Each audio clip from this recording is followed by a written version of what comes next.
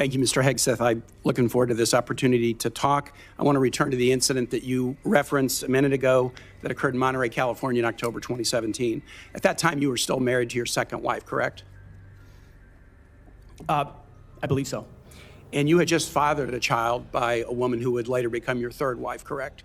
Senator, I was falsely charged, fully investigated, and completely cleared. So you think you were completely cleared because you committed no crime? That's your definition of cleared? You had just fathered a child 2 months before by a woman that was not your wife. I am shocked that you would stand here and say you're completely cleared.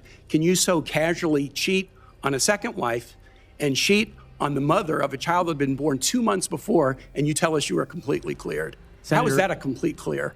Senator, her child's name is Gwendolyn Hope Hegseth, and she's a child of God, and she's 7 years old. And she was, and you cheated on the mother of that child less than 2 months after that daughter was born, didn't you? Those were false charges. Well, it was fully investigated, and I was completely cleared. And I am so grateful for the marriage I have to this amazing woman behind me. You've admitted that you had sex at that hotel in October 2017. You said it was consensual, isn't that correct? What happened between Senator Tim Kaine and Pete Hegseth? This wasn't your usual confirmation hearing. It was a direct challenge to character. Kaine didn't waste time with politeness. He came in sharp, calling out Hegseth's past adultery, the timeline of his child's birth, and the larger issue of personal responsibility. And here's the real punch. He did to expose the gap between Hegseth's claim of being totally clean and the reality of lingering scandals. Kaine wasn't only questioning whether Hegseth was fit for the position, he was pointing out the contradiction of talking about military discipline while ignoring personal accountability. This wasn't gossip or cheap drama. It was about trust, honesty, and whether someone who wants to run the Pentagon should meet a higher standard instead of skating by partisan support and TV fame. You've admitted that it was consensual, and you were still married, and you just had a child by another woman. Again, how do you explain your judgment? Completely false charges against me. You fully investigated, and I was completely clear. You have admitted that you had sex while you were married to wife 2 after you just had fathered a child by wife 3. You've admitted that. Now, if it had been a sexual assault, that would be disqualifying to be Secretary of Defense, wouldn't it? It was a false claim then and a false claim now. If it had been a sexual assault, that would be disqualifying to be Secretary of Defense, wouldn't it? That was a false claim. So you talking about a hypothetical. So you can't tell me whether someone who has committed a sexual assault is disqualified from being Secretary of Defense? Senator, I know in my instance, and I'm talking about my instance only, it was a false claim. But you acknowledge that you cheated on your wife and that you cheated on the woman by whom you had just fathered a child. You have admitted that. I will allow your words to speak for themselves. You're not retracting that today. That's good. I assume that in each of your weddings, you've pledged to be faithful to your wife. You've taken an oath to do that, haven't you? Senator, as I've acknowledged to everyone in this committee, not a perfect person, not claiming to be. But no, I just asked a simple question. You've taken an oath, like you would take an oath to be Secretary of Defense in all of your weddings, to be faithful to your wife. Is that correct? I have failed in things in my life, and thankfully I'm redeemed by my Lord and Savior, Jesus Christ. In finalizing divorces from your first and second wives, were there non-disclosure agreements in connection with those divorces? Senator, not that I'm aware of. If there were, would you agree to release those first and second wives from any confidentiality agreement? Senator, it's not something I'm aware of. What we just saw was Tim Kaine delivering a tough lesson in accountability. This wasn't a polite back and forth. Kaine went straight to the core issues, pressing Hegseth on his infidelity, raising concerns about harassment claims, and even demanding clarity about non-disclosure agreements connected to Hegseth's divorce. But let's be clear, this wasn't tabloid talk. Kaine was driving home a serious point. How can someone who broke marriage vows and hid controversies behind legal agreements be trusted to lead the most powerful military on earth? If you can't show integrity in your personal life, how do you expect to earn respect and discipline from others? Kaine's message was unmistakable. This position isn't about bravado or headlines. It's about trust, openness, and a moral compass. Did you ever engage in any acts of physical violence against any of your wives? Senator, absolutely not. But you would agree with me that if someone had committed physical violence against a spouse, that would be disqualifying to serve as Secretary of Defense, correct? Senator, absolutely not have I ever done that. You would agree that that would be a disqualifying offense, would you not? Senator, you're talking about a hypothetical. I don't think it's a hypothetical. Violence against spouses occurs every day. And if you as a leader are not capable of saying that physical violence against a spouse should be a disqualifying fact, for being secretary of the most powerful nation in the world, you're demonstrating an astonishing lack of judgment. The incident in Monterey led to a criminal charge, a criminal investigation, a private settlement, and a cash payment to the woman who filed the complaint. And there was also a non-disclosure agreement, correct? It was a confidential settlement agreement off of a nuisance lawsuit. Right. During an interview, you claimed that you settled the matter because you were worried that if it became public, it might hurt your career. Do you maintain that you were blackmailed?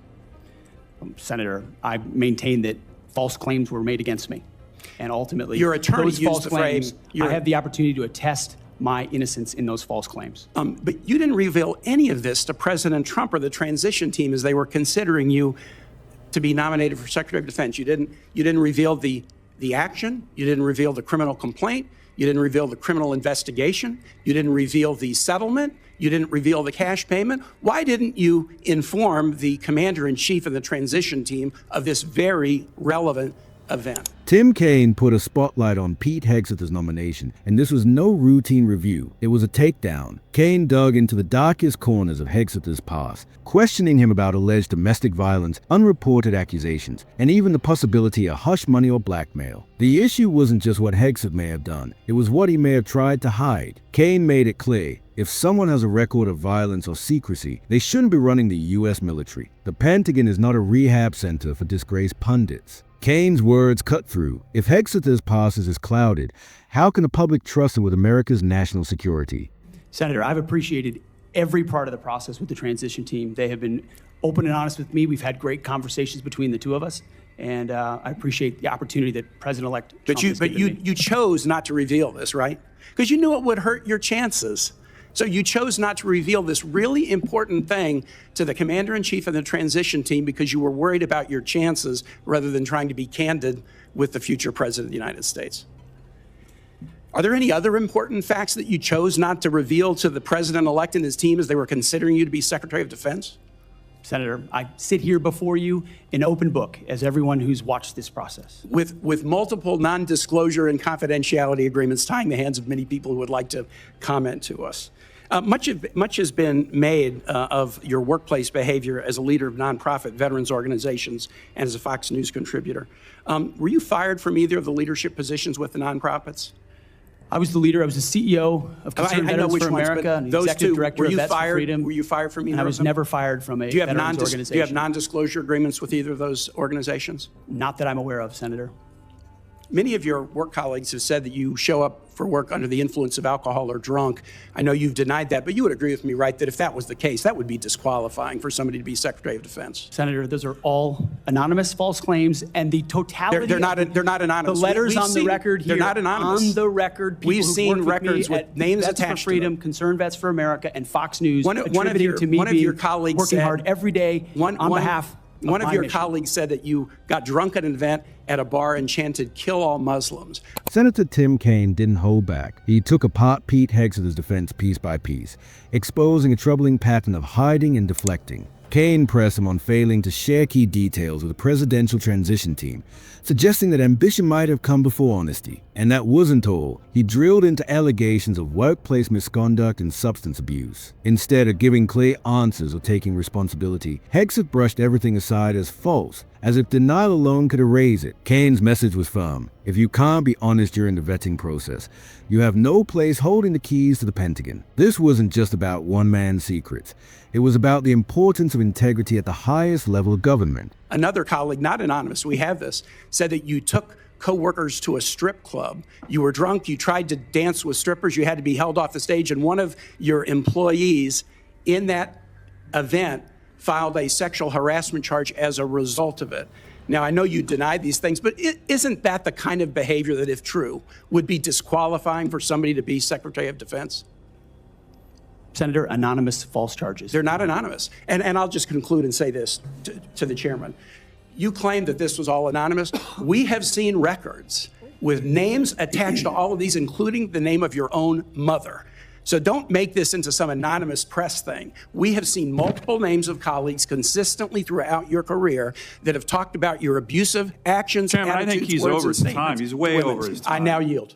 Tim Kaine came in hard, and Pete Hegseth felt it at every turn. This wasn't just questioning, it was a public reckoning. Kaine zeroed in on the most damaging allegations: drunken behavior, sexual harassment, and a pattern of misconduct that would end most nominations. Hegseth denied everything, dismissing it all as political noise. But Kaine wasn't convinced, and neither should the public be. When someone's history is surrounded by controversy, it's not the Senate's job to look away. It's the nominee's job to explain. Kaine made his stance clear. If you want to run the Department of Defense, you don't just need experience, you need integrity. And no amount of spin can erase serious questions about judgment, behavior, and fitness to lead one of the most powerful institutions in the world. So, what's your take? Drop your thoughts in the comments. And if you found this breakdown helpful, hit that subscribe button, because the next one is going to be even more explosive.